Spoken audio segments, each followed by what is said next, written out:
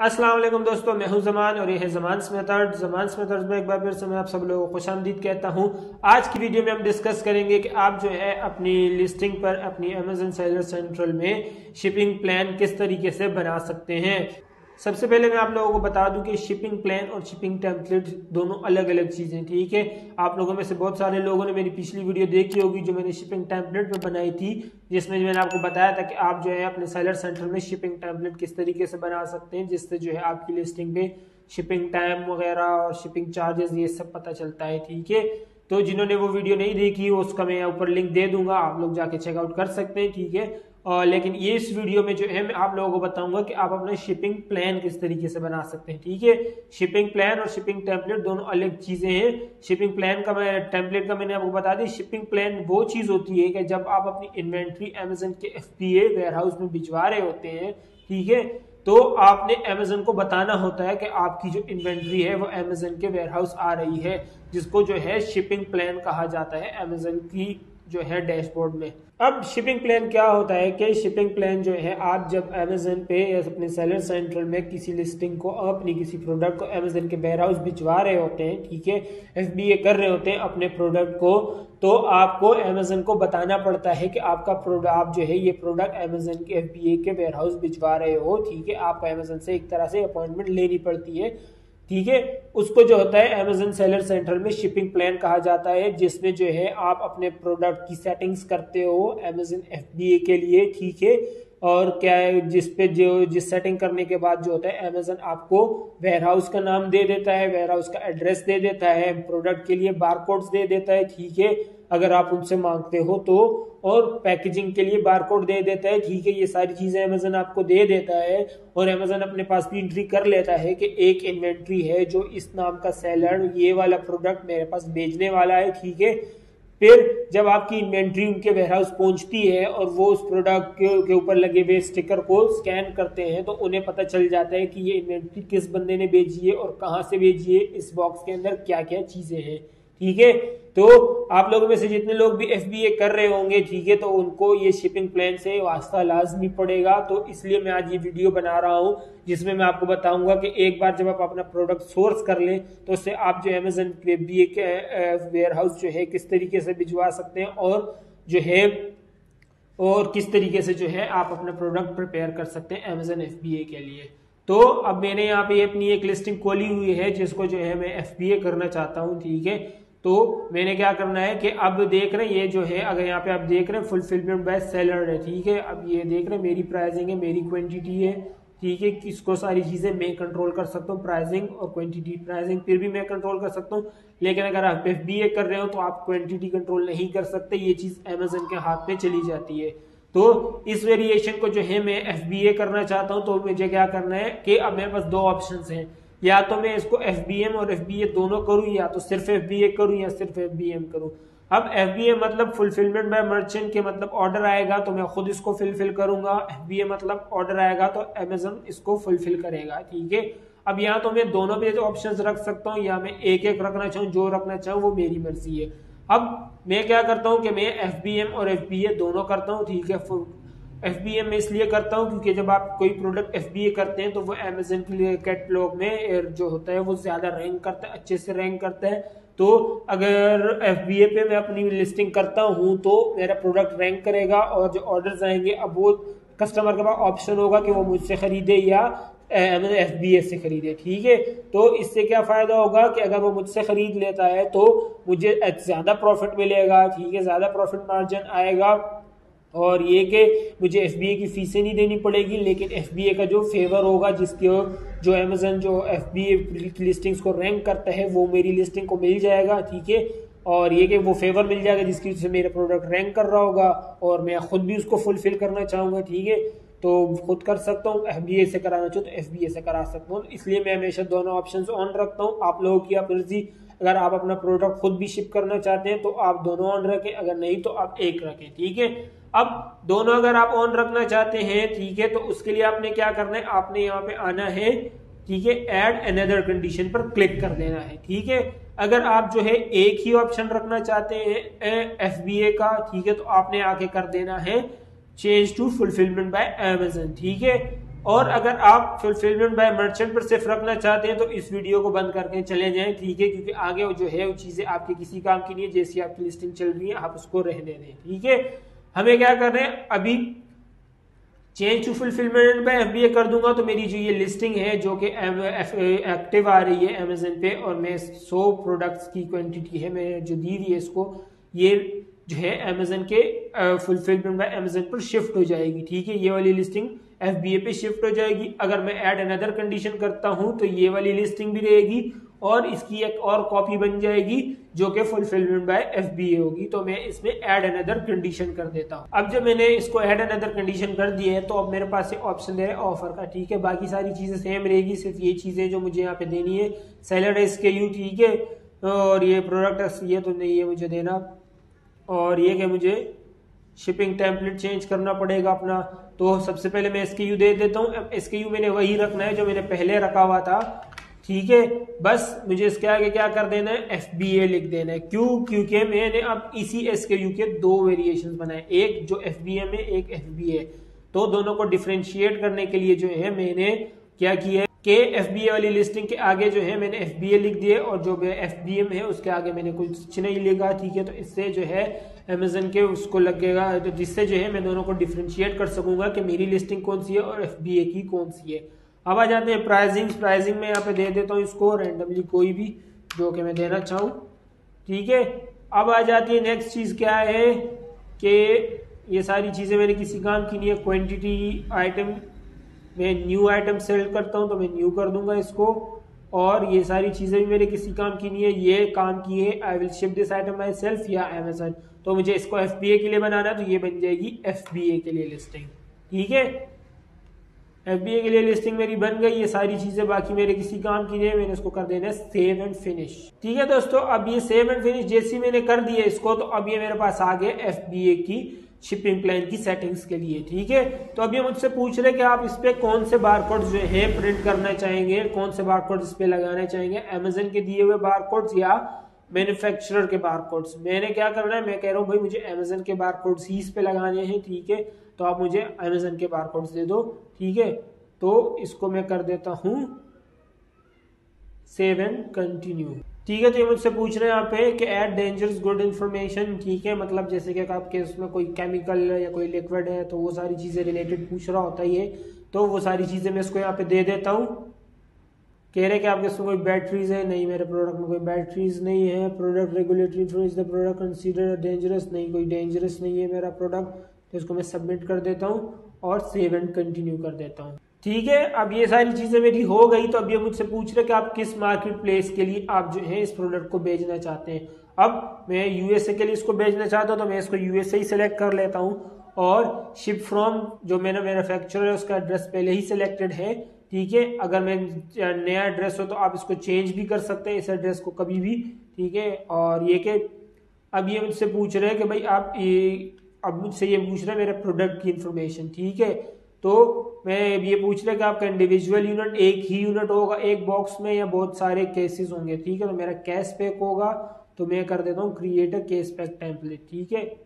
अब टेम्पलेट का नाम मैं इसको दे देता हूँ कॉफी मग। ये मुझसे पूछ रहे हैं कि पर यूनिट बॉक्स के अंदर कितने होंगे, मतलब एक बॉक्स के अंदर कितने पीसीस होंगे। तो मेरे होंगे 36।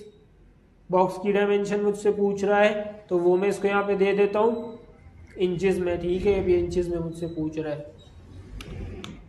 बॉक्स का वेट मुझसे पूछ रहे, बॉक्स का वेट है मेरा 40, तो मैं इसको 40 दे देता हूँ यहाँ पे, ठीक है। अब ये कह रहे हैं कि भाई इसको प्रिपरेशन चाहिए, ठीक है। आपकी प्रोडक्ट की मतलब प्रिपरेशन कौन करेगा, मतलब इसमें बारकोड्स वगैरह कौन लगाएगा जो अमेजन हमें देगा, और ये कि इसकी पैकेजिंग कौन करेगा। तो 2 ऑप्शंस होते हैं, या तो ये कि आप अमेजन से करवा लो या कि ये कि जो है खुद कर लो, ठीक है। अब अमेजन से करवाओगे तो आपको बहुत ज्यादा महंगा पड़ेगा, ठीक है। तो इसलिए मैं ज्यादातर लोग जो है खुद करने को प्रेफर करते हैं। मैं भी जो होता है मैन्युफैक्चरर से ही प्रेफर करवाता हूँ, ठीक है। तो अब ये मुझसे यहाँ पे जो है पूछ रहा है कि कोई एडल्ट प्रोडक्ट या कोई ऐसी चीज तो नहीं है जिसको प्रेपरेशन की नीडेड है। तो मैं यहाँ पे लिख देता हूँ नो प्रेप नीडेड, ठीक है, और कर देता हूँ इसको सेव, ठीक है। अब ये कह रहे हैं कि लेबल्स कौन करेगा, लेबल्स कौन लगाएगा प्रोडक्ट के ऊपर, ठीक है, पर यूनिट पे लेबल कौन लगाएगा, तो बाय सेलर ऑटोमेटिकली सिलेक्टेड है। अगर मैं अमेजन करूंगा तो 0.55 सेंट्स जो होंगे मुझे अमेजन को देने पड़ेंगे, जो कि बहुत ज्यादा है पर यूनिट। तो मैं इसको कर देता हूँ सेव। मैं खुद ही जो होगा अपने प्रोडक्ट की अलग करूंगा सारी चीजें। तो कह रहे हैं कि आपके प्रोडक्ट के कुछ डेटा है जो मिसिंग है, तो जो डेटा मिसिंग है वो मैं दे देता हूँ लिस्टिंग में।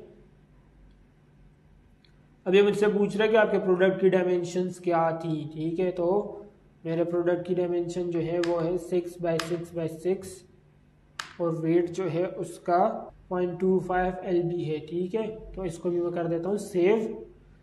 आपने इस चीज़ों का खास ख्याल रखने के यहाँ पे आप जो भी डिटेल्स दे रहे हैं, जैसे मैंने बॉक्स की डायमेंशंस दी है, वेट दिया है, प्रोडक्ट की डायमेंशंस दी है, वेट दिए, तो ये आपका 100% एक्यूरेट होना चाहिए, ठीक है, क्योंकि ये वहाँ पे जाके चेक होंगे, ठीक है। इनके साइज भी मेजर किए जाएंगे, वेट भी किया जाएगा। तो अगर इसका वेट ज्यादा हुआ, ठीक है, जो कि अमेजन की लिमिट्स है 25x25x25 इंचेस बॉक्स की डायमेंशन और 50 पाउंड्स वो जो है बॉक्स का वेट, तो इसके अगर ऊपर हुआ आपका वो, तो ये कि आपकी इन्वेंट्री या तो रिजेक्ट हो जाएगी, या तो आपको जो है एक्स्ट्रा कॉस्ट देनी पड़ेगी, या तो ये होगा कि अगर आपकी जो है FBA सेलिंग की जो एबिलिटी है वो रिजेक्ट भी हो सकती है, ठीक है, और आपकी जो है FBA की सेलिंग एबिलिटी कुछ टाइम के लिए सस्पेंड भी हो सकती है। तो इस चीज़ का आपने खास ख्याल रखना है कि आप जो भी इंफॉर्मेशन दें 100% वो एक्यूरेट होनी चाहिए, ठीक है, और ये कि जो अमेजन की गाइडलाइंस हैं उनके अंदर ही होनी चाहिए, ठीक है। तो इसको मैं कर देता हूँ सेव। अब यहाँ मैं अपना टेम्पलेट सेलेक्ट कर लेता हूँ, कॉपी मार्क 11 ऑन्स,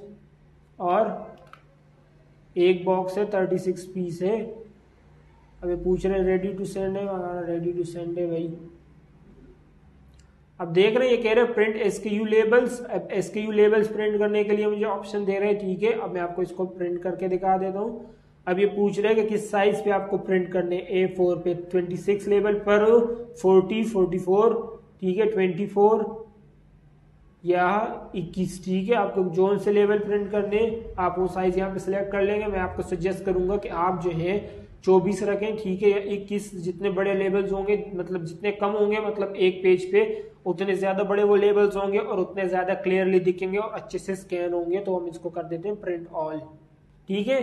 तो ये रहे मेरे लेबल की जो है PDF इन्होंने मुझे दे दी है। इसको मैं खोल लेता हूँ, ठीक है। तो इन्होंने मुझे ये सारे लेबल्स दे दिए हैं, बारकोड्स, ठीक है, जो कि मुझे हैं अपने प्रोडक्ट के ऊपर चिपकाने हैं स्टिकर, और ताकि जो है अमेजन जब इसको स्कैन करे तो उनके पास सारी डिटेल्स चली जाए और कि वो लोग इजीली पहचान ले कि अच्छा ये प्रोडक्ट यहाँ से आया है, इसकी तो हमारे पास एंट्री हुई है, तो उनको पता हो कि इस प्रोडक्ट को कहाँ लेके जाके रखना है, ठीक है, ताकि जो है ये सारी चीजें मैनेज, इन्वेंट्री मैनेज करने में उनको आसानी रहे। तो इन बारकोड्स को आपने जो है अपने प्रोडक्ट के ऊपर चिपकाना है और आपने मेक श्योर करना है कि ये बारकोड्स जो है ये स्कैनेबल हों।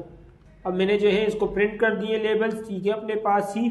अब आ जाते हैं, कह रहे continue and confirm, confirm and continue, ठीक है। प्रोडक्ट की सारी डिटेल्स मैंने कंफर्म हो गई है, मैं इसको कर देता हूँ कंफर्म। अब दूसरा स्टेप जो मेरा आ गया वो कह रहा है कि कंफर्म द शिपिंग डेट, ठीक है, शिपिंग डेट अपनी कंफर्म करें जिस डेट को आपका प्रोडक्ट जो है वो शिप होगा। तो अब मैं आप लोगों से रिक्वेस्ट करूंगा कि इसकी डेट जो है मैक्सिमम 1 महीने की बाद की रखें, क्योंकि इतना टाइम लगता है प्रोडक्शन में, ठीक है। इससे कम हो जाए तो ज्यादा अच्छी बात नहीं हो, तो आपके पास सेफ साइड के लिए एक्स्ट्रा टाइम पड़ा हो। तो मैं इसको कर देता हूँ 30 सितंबर, ठीक है। अब ये मुझसे पूछ रहा है कि स्मॉल पैकेज डिलीवरी है या लेस देन अ ट्रक लोड है, ठीक है। तो मेरा है small package delivery. Small package delivery क्या होता है, जैसे कि 1, 2 या 3 कार्टन, ठीक है, कार्टन हैं आपके, ठीक है, या तो आपके पायलट्स हैं। पायलट्स मतलब वो जो पायलट्स आपको पता ही होगा, ठीक है, नहीं पता तो आप गूगल कर सकते हैं। अब इसके ये मैं टॉपिक पे जाऊंगा तो टॉपिक लंबा हो जाएगा, ठीक है।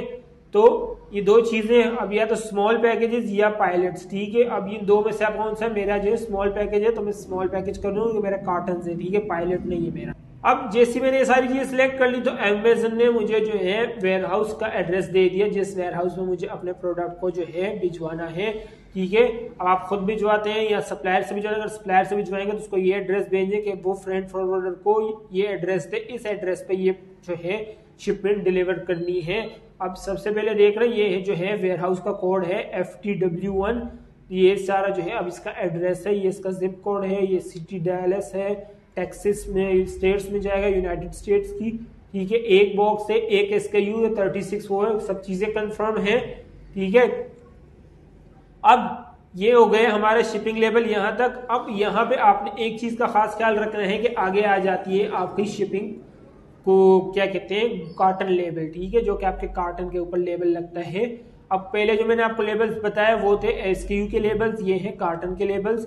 ठीक है, अब ये दो ऑप्शन है, या तो आप अमेजन के थ्रू करवाएं UPS के थ्रू। ठीक है, अमेजन इन्हीं का शिपिंग लेबल आपको दे देगा, आपने जो है उसको प्रिंट कर दे लगा देना अपने कार्टन के ऊपर, और इनके जो आउटलेट्स हो गए या जो इनका जो कलेक्शन यूनिट पॉइंट हो गया, वहां पे आपने अपने जो है वो इन्वेंट्री जो है वो ड्रॉप कर देनी, ये लोग डिलीवर कर देंगे।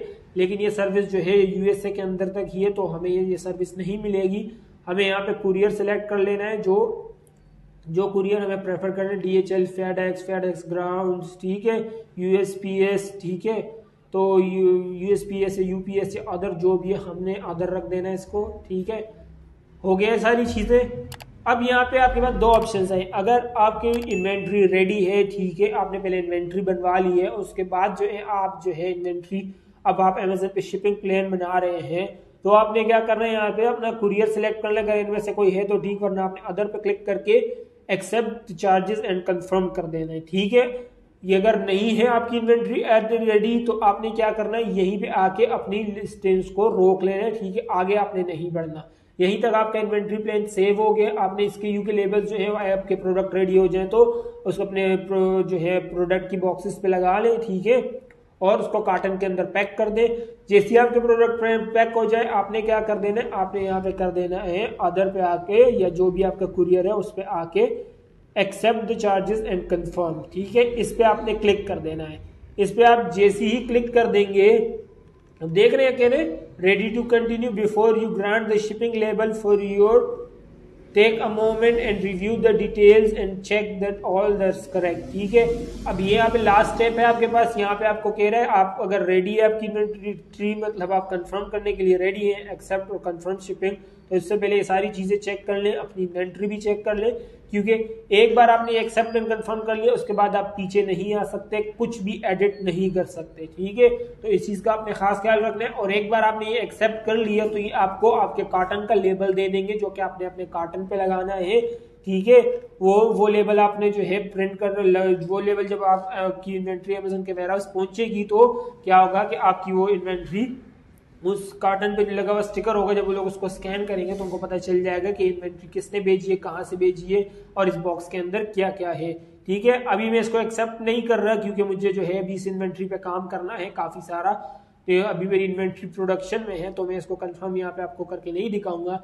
लेकिन कंफर्म करने के बाद कुछ नहीं होगा, कंफर्म करते ही यहाँ पे आपका प्रिंट बॉक्स लेबल का ऑप्शन आ जाएगा, जिसकी तस्वीर मैं आपको दिखा देता हूँ कि वो किस तरीके से दिखता है।